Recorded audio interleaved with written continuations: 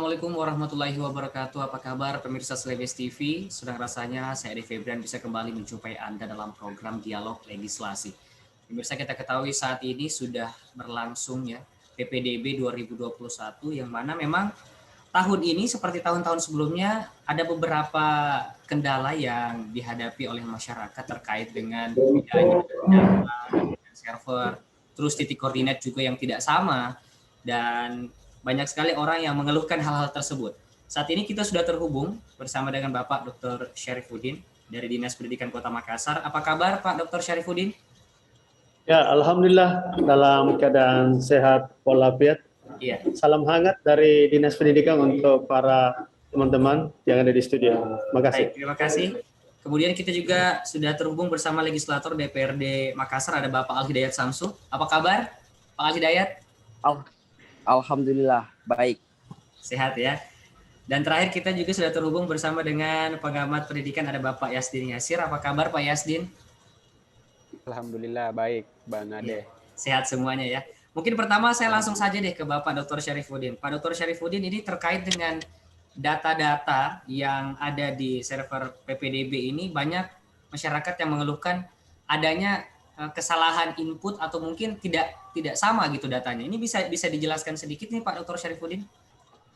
Ya, terima kasih banyak yang saya hormati yang terhormat Bapak anggota Dewan dari Pak Hidayat, kemudian dari pemerhati pendidikan yang saya hormati pula, dan Adik Febri yang selaku host. Mengenai pendataan yang selama ini kita lakukan itu sudah berlangsung selama 3 bulan.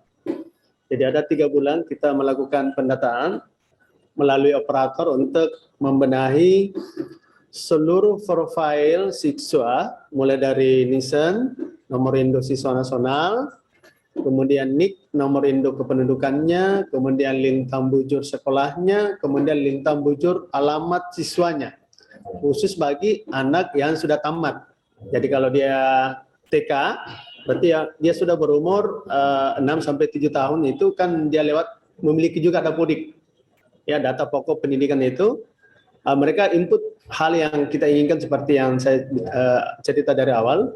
Kemudian untuk dari anak SD itu kelas 6, input datanya juga seperti tadi, itu akan untuk masuk di SMP. Nah, kondisi sekarang ini memang ada hal yang sangat riskan karena teman-teman operator ini menanam datanya itu lewat dapodik yang terhubung langsung dengan Pusdatin, ya, Pusat Data Telekomunikasi dan Informatika Kemendikbud di Jakarta. Setelah data itu disinkronkan dengan Pusdatin, maka kami dari pihak Dinas Pendidikan merampungkan data itu, kemudian mengambil data itu dari Pusdatin, lalu kita tanam dalam aplikasi PPDB kita tahun ini. Sehingga setiap anak yang mendaftar, itu datanya sudah ada duluan di dalam sistem kita. Meskipun ini ada tadi beberapa, seperti ada Febrian yang menyebutkan tadi ada beberapa titik koordinat, itu hanya sampai ya 10% lah dari data anak didik yang mendaftar pada tahun ini. Memang juga terjadi kendala juga, umpamanya orang tuanya pindah alamat. Ya, domisili gitu. Ya, domisili, betul. Kita bicara zonasi hari ini dari tanggal 21 sampai 25, itu zonasinya yang mungkin boleh jadi dia pindah alamat karena ya satu dan lain hal, mungkin ada penambahan alamat kakaknya yang baru, kemudian penambahan anggota keluarganya yang baru, sekaligus pindah alamat juga. Padahal yang kita hitung itu adalah yang 1 tahun yang lalu, terhitung 20 Juni 2020. Itu juga salah satu. Meskipun kita temukan juga memang ada beberapa alamat titik koordinat yang menyimpang atau tidak sesuai apa yang diharapkan. Umpamanya ada di Kecamatan Makassar, ternyata alamatnya ada di Bontoala. Itu kita akui memang ada. Tetapi errornya sangat kecil, hanya sekitar 10% dari data yang kita sudah tanam duluan di dalam aplikasi ini. Karena kenapa demikian? Ada anak yang berumur 6-7 tahun yang sudah wajib sekolah SD itu tidak melalui TK. Nah, otomatis datanya tidak ada kita temukan di dapodik TK. Makanya di aplikasi itu aplikasi itu kita arahkan untuk mendaftar pada jalur tidak PAUD. Jadi nanti tidak PAUD itulah yang digunakan adalah NIK atau nomor induk kependudukannya, karena dia tidak punya NISN. Nomor induk siswa nasionalnya di PAUD tadi itu.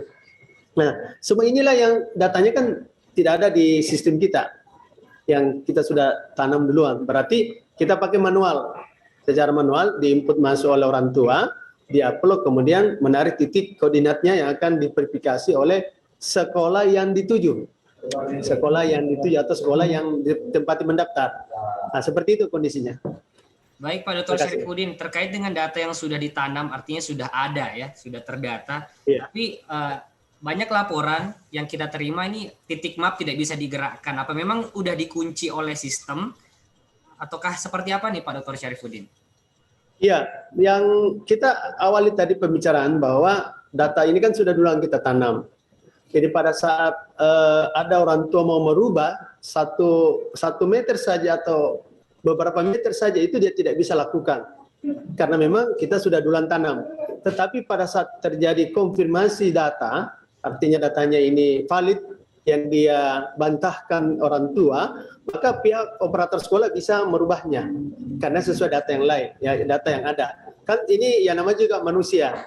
Boleh jadi operator tadi itu waktu dia menginput mungkin salah alamat ataukah salah nomor rumahnya, bergeser, ya boleh jadi pada hari itu ada komplain dari orang tua, itu pihak operator bisa melakukan perubahan data setelah diperpal oleh pihak operator sekolah yang dituju. Baik, terima kasih Bapak Dr. Syarifudin. Saya ke Bapak Al-Hidayat Samsu. Pak Al-Hidayat, ini kalau dilihat fenomena PPDB ya dari tahun-tahun sebelumnya hingga tahun ini sepertinya kendala-kendalanya hampir-hampir sama ya. Kalau kita dapat terkait dengan data yang tidak sesuai, titik koordinat yang tidak tepat, ini kalau dari Pak Al-Hidayat Samsu melihatnya seperti apa ini? Ya, yang kami hormati perwakilan dari Dinas Pendidikan, Pak Yastin sebagai pengamat pendidikan dan Kakak Ade, memang dalam setiap PPDB, tidak hanya konteks PPDB yang ada di Kota Makassar, tapi skala Jakarta pun mereka kewalahan dengan konteks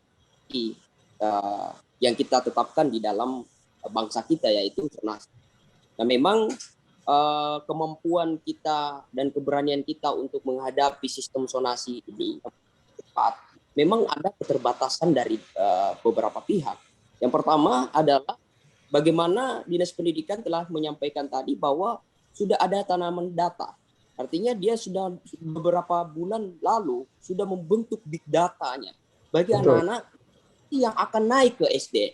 Berapa sih yang akan naik ke SMP dengan konteks berapa yang lulus di TK, bahkan berapa yang berusia yang ingin masuk di SD, kira-kira begitu. Berapa yang kelas 6 yang akan naik di SMP.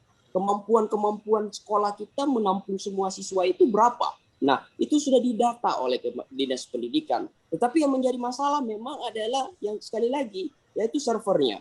Nah, kemarin kita di waktu rapat kerja dengan Dinas Pendidikan, kami telah menegaskan bahwa kemampuan server yang paling penting di dalam penerimaan zonasi ini, kemampuan website ketika visiting, begitu banyak visit yang datang ke website tersebut, daya tampungnya itu kadang-kadang error gitu. Nah, apa yang harus dilakukan Dinas Pendidikan adalah membuka PPDB dalam 1 minggu itu 24 jam. Sehingga viewersnya tidak hanya di pagi hari pada saat buka. Itu Pak, kita harus sampaikan baru dibuka 2 menit. Langsung masuk begitu banyak pendaftar. Memang kewalahan dengan website ini. Nah, maka kami mengatakan bahwa ini harus 24 jam. Dan saya kira kesalahan website itu mungkin di hari besok sudah baik. Karena memang kemampuan website itu memang sedikit kurang baik. Tetapi ini menjadi evaluasi Dinas Pendidikan dalam hal ini untuk memperbaiki zonasi. Ya, sistem servernya tersebut. Karena kenapa? Karena jangan sampai gara sistem itu tersebut secara psikologis siswa itu kemudian lengah dengan pesimis dengan menikmati sekolah publik melalui sistem zonasi itu. Nah, perlu kami sampaikan juga kepada teman-teman bahwa tidak ada lagi titik koordinat dalam sistem PPDB sekarang, ya. Tidak ada lagi titik koordinat. Tetapi yang sekarang ada itu apalagi namanya verbal sekolah, ya, data verbal. Bukan lagi titik koordinat, Pak. Tetapi ada 3 cus pilihan sekolah, bahwa misalnya di Kecamatan Tamalan Raya nih, ya, ada lulusan SD nih, SD Bung, SD beberapa, SD Impres dan lain sebagainya. Ini daftar di SMP. Jadi ada 3 SMP mereka daftarkan, yang mana terdekat dia itu yang lulus. Secara otomatis itu kemudian sistem mengakomodir itu, bukan lagi dengan titik koordinat. Ya, nah ini langkah-langkah yang baik kita dilaksanakan oleh Dinas Pendidikan. Jadi memang ini juga bentuk edukasi sistem yang dilakukan untuk masyarakat. Bagaimana masyarakat ini mendaftar betul-betul dekat rumahnya saja.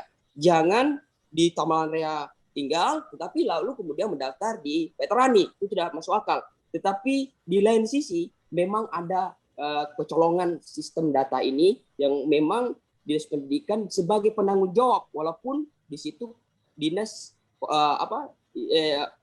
yang bertanggung jawab dalam sistemnya itu, tapi yang bertanggung jawab tetap pada Dinas Pendidikan. Jadi harapan kami sebagai wakil rakyat, semoga dengan sistem zonasi ini bisa masyarakat semua terakomodir, ya, terakomodir. Yang menjadi catatan bagi pendidikan Kota Makassar dalam sistem zonasi, kalau kita lihat data, ya, kalau kita lihat data dari TK ingin masuk ke SD, itu cukup, SD negeri kita cukup bisa menampung semua itu. Yang menjadi masalah ketika anak SD yang kelas 6 ini, dari lulusan berapa datanya itu, kalau saya nggak salah, ada 9.000 yang tidak mampu terakomodir di SMP. 9.000 siswa yang kelas 6 ini, baik kelas 6 dia di negeri maupun di swasta, ada 9.000 lebih. Nah, ini menjadi pemerintah Dinas Pendidikan dalam mengakomodir itu, ya, mengakomodir itu untuk dengan sistem PPDB ini. Jadi itu pandangan kami dalam dekat ini. Baik, terima kasih Pak Al Hidayat Samsu. Saya kembali ke Pak Dr. Syarifuddin dulu sebelum kita ke Pak Yasdin. Pak Dr. Syarifuddin, ini berangkat dari pernyataan dari Pak Al Hidayat tadi terkait dengan server dan juga jaringan yang sering error. Apakah memang di Dinas Pendidikan sudah ada upgrade di sistem jaringannya atau seperti apa ini Pak Dr. Syarifuddin? Ya, jadi kemarin kan kita perlu dipahami bahwa aplikasi ini adalah merupakan turunan dari aplikasi yang tahun lalu oleh Pusdatin, kemudian dimodifikasi sedemikian rupa oleh teman-teman menyesuaikan kondisi yang ada. Kemudian untuk jaringannya itu lewat Kominfo Kota Makassar. Jadi lewat Kominfo inilah kita menggunakan server yang sudah dijanjikan kemarin dan itu benar. Hari ini alhamdulillah sampai hari ini Bapak anggota Dewan saya laporkan juga bahwa pada kondisi ini alhamdulillah semua aman dan terkendali untuk server dan semua bisa terakomodir. Tidak ada lagi yang masyarakat yang mengeluh tidak bisa mengupload, dan ini memang kita buka 24 jam. Artinya apa? Dari kemampuan HP atau alat yang digunakan orang tujuh itu sangat berpengaruh. Yeah. Jadi perlu dipahami bukan semata-mata server yang kita akan persoalkan di sini, tetapi kemampuan juga alat yang digunakan oleh orang itu juga, itu umpamanya render RAM-nya apa dan sebagainya, sehingga pada saat dia mengupload itu berkas juga bermasalah pada HP-nya. Makanya kita berupaya dengan sistem 24 jam, boleh jadi mungkin pada ya waktu-waktu yang senggang, apakah tengah malam atau subuh, itu mereka bisa mengakses meskipun HP-nya tidak secanggih apa teman-teman yang lain, orang tua yang lain. Nah ini juga upaya kita untuk mengkantar kemampuan dari alat elektronik yang dimiliki oleh orang tua. Itu gunanya salah satunya sehingga kita buka 24 jam. Saya ke Pak Yasdin selaku pengamat pendidikan. Pak Yasdin, kalau kita lihat dari masalah-masalah yang timbul ya di PPDB dari tahun-tahun sebelumnya hingga tahun 2021 ini, melihat fenomena ini seperti apa Pak Yasdin? Baik, Bang Ade, tadi beberapa hal yang disampaikan terkait dengan PPDB tahun 2021. Nah, sekarang fokusnya kita lebih pada salah satu jalur penerimaan, yaitu jalur zonasi yang kita bicarakan, karena jalur aklamasi, perpindahan dinas, serta prestasi itu beda ranahnya. Nah, sekarang kita mencoba melihat yang menjadi acuan kita kalau kita bahasakan sekarang adalah Permendikbud nomor 1 tahun 2021 tentang PPDB. Nah, selain itu, sekarang acuannya kita berharapnya sebenarnya untuk wilayah Kota Makassar, wilayah di Indonesia, itu memiliki aturan turunan yang mengatur khususan terkait dengan daerah itu. Sehingga setiap daerah, meskipun rujukannya sama Permendikbud nomor 1 2021, tapi mereka juga memiliki aturan turunan yang daerah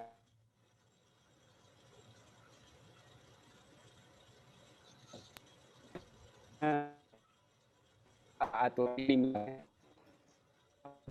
tidak lanjut dengan aturan-aturan turunan. Misalnya di pasal 20 tentang Permendikbud itu disampaikan bahwa setiap daerah itu bisa memiliki kewenangan untuk menentukan wilayah zonasinya. Terkait dengan bahasaan punya zonasi. Kemudian berikutnya kapasitas atau tampung sekolah. Kemudian yang berikutnya di pasal 20 itu banyak yang dijelaskan bahwa pemerintah daerah itu bisa memperkirakan sebenarnya aturan ini yang seharusnya diperjelas dan mestinya itu tersosialisasikan, sehingga secara teknis tidak lagi kita bersoal pada aspek ada yang sampai nyasar, orangnya nggak paham atau alat yang digunakan itu tidak begitu optimal, tapi ada persoalan. Harapnya ini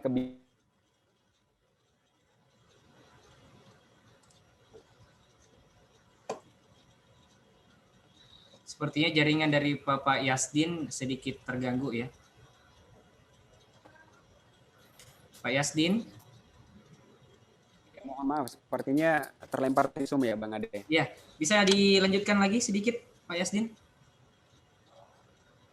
Ya, baik. Sekarang kita lihat. Sekarang misalnya dengan perubahan peraturan yang baru ini, pernah enggak misalnya di kita secara kebijakan itu, ya Bang Ade, Ya. melakukan mulai dari sosialisasi terkait dengan tahapan. Kalau ada orang tua yang misalnya salah alamat titiknya, pernah enggak kita melakukan perbaikan data untuk itu. Sekarang misalnya panduan-panduan yang ada itu, ada aplikasi siap namanya, itu membantu orang tua untuk mengukur, menentukan jaraknya.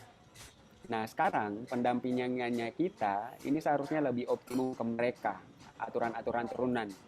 Nah, sekarang nanti kalau ada yang bermasalah, gimana tindak lanjutnya? Apakah tetap mengikuti jadwal yang ada, ataukah ada rencana lain secara kebijakan yang dilakukan?